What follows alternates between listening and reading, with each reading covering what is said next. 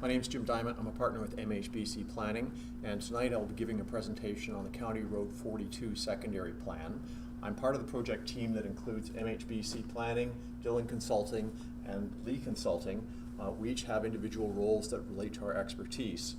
My presentation tonight is going to include two presentations, one at 6 and one at 7 o'clock. It will be exactly the same thing, and this is an overview of what I will be saying during that presentation. The purpose of tonight's meeting is to advance our preparation of the County Road 42 secondary plan.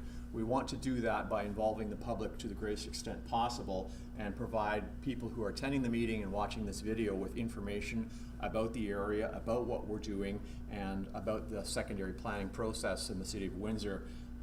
We want to share advice with the people that are attending here. We have information, but it's always been our experience that the local people have other information that's not always available to us, and so we really see this as an opportunity to share comments and information between the people who are attending the meeting, the people that are watching this video, and ourselves. Talk about what people's concerns are, and also identify additional work that may be needed to be undertaken that we're not aware about when we find about new information. So if you're watching from home and have questions or comments, we'll provide you with an email link at home, and you can send us an email and we'll respond to it. We will be compiling a comments list from questions and comments that we've received from the public. We had a landowners meeting a couple of weeks ago, and we've also compiled information from that. And we'll provide a section of our background work that will just speak to the public consultation session, what issues we've raised, and how we've addressed those issues as we've moved through the process. This whole process really started back in 2002 when the City of Windsor adjusted their boundary down to Highway 401. And at that time, the City of Windsor was projecting a fairly high level of growth and determined that they needed that extra land down to Highway 401 to provide for residential and employment lands, as well as parks and other community features. The city prepared an official plan amendment April 2007 called OPA 60, and this map shows a cutout of the official plan amendment number 60, which identified basic land uses within the areas that were joined to the city. But what that official plan amendment said was, before any major development occurred within this area, one had to do a secondary plan. So a secondary plan provides more detail about future land use and policies on how land will develop than the city's official plan. And the city has a number of secondary plans already approved. When we look at the secondary plan, we're looking at transportation, servicing, staging, creating a complete community where people can live and play and work. And we need to consider what's being planned in the adjacent areas too. So where there's a large development occurring, we're not planning in isolation, but we're looking at the big picture. As part of that process, we will augment the policies that already exist in the official plan for the City of Windsor and provide more detailed policies about how the secondary plan area will develop. And we'll also include policies about design, about parkland, about population and employment targets, again with the objective of creating a complete community within the secondary plan area. So after OPA 60 came into play, there's been a number of different planning studies that encircle the area that we're looking at tonight. The East Pelton secondary plan was done in 2010 and really finalized in 2014, approved by the Ontario Municipal Board, and it sits on the westerly boundary of our proposed study area. The airport master plan was a master plan that planned for the future development of the airport lands. It was done in 2011. And the Lausanne Parkway County Road 42 environmental study report or environmental assessment was done 2014 and 2016. I participated in that study. So as we see from this map, these study areas actually encircle the study area that we've considered as part of this secondary plan, making this secondary plan area the next logical horizon for development in the City of Windsor. So these are examples of the studies that have already been done. This is the East Pelton secondary plan, and it identifies areas that are going to be future institutional. The East Pelton secondary plan was really done when the Southwest Detention Facility was planned by Ontario Realty Corporation, and very similar to this situation, the City of Windsor said, you're in the area covered by OPA 60, you've got to do a secondary plan before a major development occurs. And so East Pelton actually went in two different stages. The first official plan amendment Amendment number 74 dealt with the institutional designation around the penitentiary and some commercial lands adjacent to Highway 401, but it left a lot of land on the north side of the East Pelton area as future development lands. It was completed in 2010, and then OPA 94 added a residential designations to the north area that was designated future residential in the East Pelton secondary plan, and put residential and medium density residential designations on that land, and it was finally approved in 2016. So it's a very recent approval in terms of the overall scheme of things. The City Airport Master Plan started in 2009. It sets a land use pattern for the airport that includes expansions of the airport's infrastructure and industrial facilities related to the airport on the airport lands located directly north of the study area. It takes the development of the airport to 2031, and it was before the public in 2011 when that plan was done. And then again, the Lausanne Parkway Environmental Study Report was really initiated in 2009, wasn't fully completed in 2014, and finally completed in 2015. And what it did was plan for a new freeway to take us from EC Row all the way down to the 401 and south to Highway 3, as well as identify improvements to County Road 42 and an east-west arterial between Lausanne Parkway and Walker Road. And so that planned the big picture transportation system that will service all of the lands that were brought into the city through Official Plan Amendment number 60. So they are actually all related. It's just a continuum of planning work that's being done. We also want to talk tonight about the Upper Little River Master Plan Environmental Assessment. It's currently underway by the city, but it has huge implications on the future development of the study area. Windsor is very flat. It has soils that are silty and clay, so they don't drain very well, and as a result, stormwater is a real problem. As we get into the era of really seeing the effects of climate change, it becomes increasingly important to deal with stormwater on a holistic basis. Normally we can do stormwater in a series of large ponds, and in most places within southern Ontario that's possible. But in Windsor, we don't have the grade to get rid of the drainage, and we don't have the percolation of the soil that will let it infiltrate easily into the ground. We also have another complication in that there's an airport, and we need to develop stormwater systems that don't attract geese.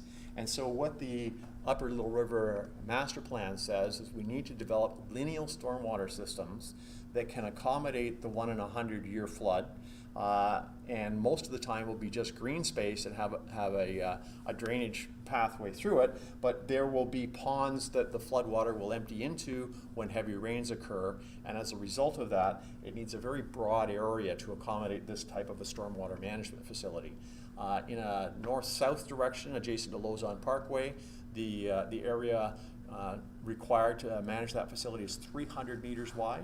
In an east-west direction, south of Baseline Road, the area required to develop those things is 200 meters wide. So it takes up a lot of land.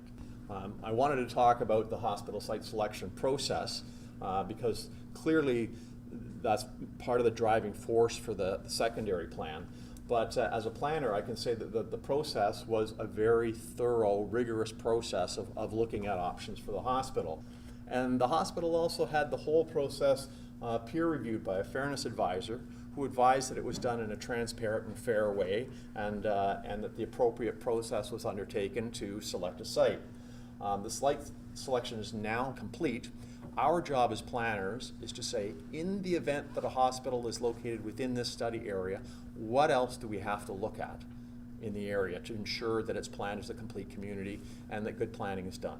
September 7th, 2016 was the first public consultation process held as this project. It was undertaken by Stantec. It was a well-attended meeting. We've reviewed all of the comments that were received at that meeting, and I think we've identified here the 6 top comments that were made, or comments and concerns. One was the location of the hospital, which, as I've said, has been through a site selection process, and we're not reconsidering the location of the hospital as part of this process. We're looking at the land surrounding that land and determining what the best plan for the area is. Accessibility and transit obviously will follow as development occurs. A connected trail system, as we've considered through this process, and we'll go through and talk about that. Environment and climate change impacts. I think the stormwater management things I just talked about speak a lot about that and what we have to do for planning. The need for a complete community, obviously a necessity for planning a community of this size. And people were concerned about the amount of green space. That had to do with the stormwater management facility, as well as how much parkland was being proposed as part of the development. So by June 14, 2017, we had developed a couple of other concept plans after our conversations with other municipalities and looking at what had been done earlier by Stantec. And we invited the people who own property within the study area for a session where we actually got out maps and pens and paper and drew out issues and questions and other design parts and what they thought of our concept plans. Their comments, many of them said that we should expand the study area further south, so that it would not leave these small slivers of land adjacent to the major stormwater management areas. They wanted to know more about public acquisition and how that would happen, because obviously the city or the Conservation Authority has to acquire a lot of land from people in order to make the stormwater management system work, so that's very important to them. People all indicated that they were concerned about residential development adjacent to Lausanne Parkway and how that would work. Whether or not it was compatible, noise issues and access issues about that. And they also wanted to know more about what uses would be permitted in what areas. And I'll speak to some of those things as we move through. As we move through the development of the preferred secondary plan, there's a number of things that are what we'll call fixed features. And the fixed features are the things in the secondary plan area that will not change. We know that Lausanne Parkway and County Road 42 and the major intersections with those roads are part of an approved environmental assessment, and so those aren't going to change. We know that the Little River stormwater management system has been defined as part of the environmental assessment process that we're talking about there, and that's highly unlikely that that system is going to change. There have been numerous studies done about environmental features, key natural heritage features in the area, and those areas are unlikely to change as well, so they stay. OPA 60, this is where we start again back to 2002, designates the areas adjacent to County Road 42 as employment areas, and in our early meetings with the city, they said they would like that feature to continue as part of the secondary plan. And we know that the site selection process for the future hospital is completed and that that site has been selected. So this is the palette from which we start painting our preferred development option. When we created two development options early in the process, we met with the city and we went through the process with the stakeholders, the property owners. They generally preferred option one, which had a larger amount of residential development than option number two. They asked, both the city and the people who attended our last session asked that we extend the designations down to the Ray and Joy Road area further south. We were asked to reconsider land uses at County Road 42. Eventually County Road 42, when the Lausanne Parkway development occurs, County Road 42 is not going to have a signalized intersection, and so there are issues with access getting in and out of that area, and so people ask us to reconsider that as either low density or business park or perhaps mixed use. And people talked about relocation of the community park. In our development option number one, we had identified a community park on the edge of the community, and there was general support among those attending the session as well as city staff to move that park more centrally within the secondary plan area. So just going back to the other comments from people who talked about their concerns about land acquisition and how is my property going to be acquired by the city or the Conservation Authority, and how will I get compensated for that. In my session with the property owners, I provided an example of official plan policies that we like to put in place for secondary plans that ensure that before development occurs that there is a a cost-sharing agreement between all of the developing property owners that fairly compensates those people who provide the parkland or the stormwater management lands or school sites or the cost to extend municipal pipe services to an area, so that those costs are fairly shared among all the benefiting property owners. So there are situations where vast parts of people's property will need to be acquired by a public agency to provide those services. Those people would get compensated fairly as if their lands were development lands through that cost-sharing agreement. There are also other approaches to dealing with land acquisition and making it fair. Development charges are used so that for every building permit that's issued, the municipality would collect a certain amount of money that would go toward purchasing the public lands. Municipalities require 5% of the land to be dedicated for parkland. They require land to be dedicated for infrastructure as part of the development process. There's also an option under Section 37 of the Planning Act that talks about bonusing zoning. So the municipality could increase the density permitted for development in return for people dedicating more land for infrastructure, parkland, or stormwater purposes. We'll be working through this with city staff, and one of the specific policies that will be contained in the secondary plan will deal with the issue of acquisition of lands. So the preferred development plan that we're presenting to people tonight is not the final development plan. We wouldn't present something to the public and say it's final. I'm sure there will be some changes. We've kept the key elements that I talked about earlier, including the transportation system, the stormwater management system, the hospital site, and the employment lands adjacent to County Road 42.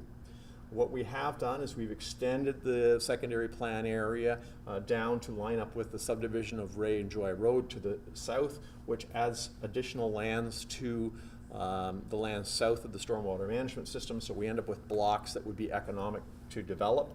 We have included a mixed use designation at County Road 42 and County Road 17 to provide the most options possible for how that area gets developed.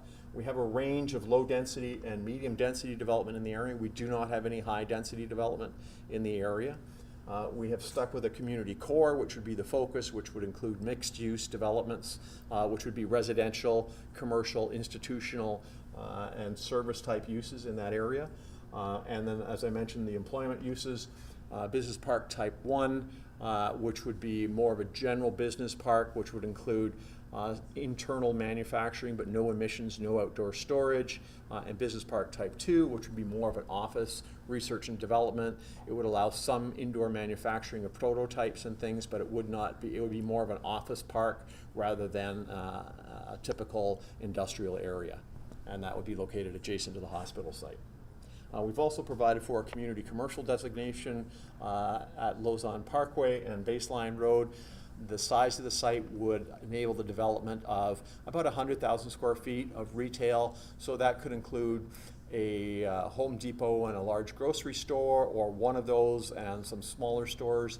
The community commercial would have specific policies that regulated the type of development to ensure that that development would service the community for which it's being planned. So one of the requests from our last session with the landowners was to provide them with more information about how the different designations would be regulated and what the use is permitted. So we've created this chart. I won't bore you by going through all the numbers and individual permitted uses, but it's available if you want to download the presentation and have a look at what those colors actually mean in terms of the uses that are permitted and the types of densities that we're talking about. After tonight's meeting, we'll be putting together our public consultation report. We'll be summarizing the comments that we've received from people. We're not going to identify who said what specifically. We'll keep that between us, but we will identify generally the comments that were made. We will work on revising the concept plan that I've just reviewed, and then we need to start working with the city and the Conservation Authority and the surrounding property owners to talk about what the final preferred development concept will be. We anticipate going to the public in a more formal setting with a council meeting in the fall of 2017. That'll be a meeting that will be held by the city at City Hall. So we're going to focus in on our email addresses right now, and if you want to get in touch with us after you've reviewed this or after the meeting that we've had tonight, please do. We will respond to you and we will answer your questions. We will keep tabs of what people are sending to us so that we can include that as part of our consultation record, and we will consider your comments seriously. Thank you.